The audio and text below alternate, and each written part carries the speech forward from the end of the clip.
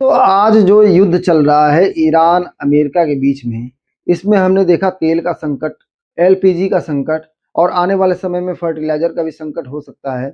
लेकिन एक बहुत बड़ा मैसेज इस माहौल में सबसे ज़्यादा वायरल हो रहा है। बहुत सारे वीडियोस भी आ रहे हैं उसके ऊपर और बहुत सारे लोग जो है संदेह में पड़े हुए हैं। वो है इंटरनेट का। अब आप सोच रहे होंगे कि इंटरनेट का क्या कैसा खतरा?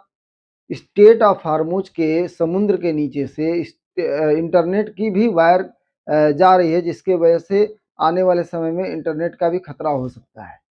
दोस्तों, मेरा नाम है संजीव और आप देख रहे हैं बातें बिंदास। और इस बार जो है इस वीडियो में मैं आपको इंटरनेट से अगर ईरान ने इंटरनेट का जो वायर होता है उस पर अगर हमला कर दिया, उसको काट दिया, तो कितना बड़ा नुकसान हो सकता है पूरे दुनिया को और भारत को, ये मैं बताने वाला हूँ। दोस्तों, आप सोच रहे होंगे कि इंटरनेट वायर से कैसे कनेक्टेड है।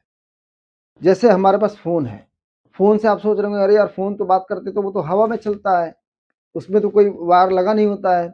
लेकिन ये क्या होता है कि जो आस-पास का जगह-जगह पे आपका जो टावर लगे होते हैं, उससे कनेक्टिविटी होती है, उससे हवा के माध्यम से हमारा फ़ोन काम करता है।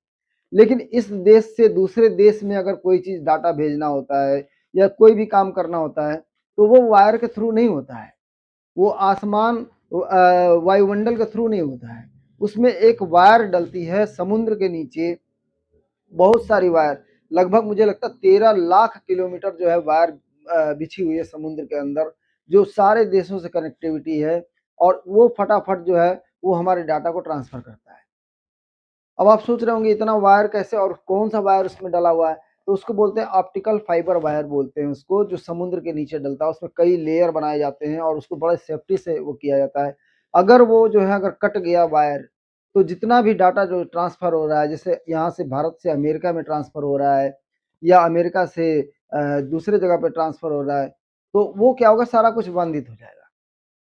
इससे क्या है कि जितने जो ये इंटरनेट के थ्रू काम हो रहा है, जैसे गूगल हो गया, फेसबुक हो गया, यूट्यूब हो गया, जो ये वार के बारे में हम लोग जानकारियाँ हासिल कर रहे हैं, तेल कब आएगा, गैस कब आएगा, एलपीजी कब आएगी, ये सारी चीज़ें और कितनी जो ये शेयर मार्केट का उछाल है या जो चीज़ें हैं, जो चीज़ इसके बारे में, ये सारा कुछ इंटरनेट से आज के समय में जुड़ा हुआ है।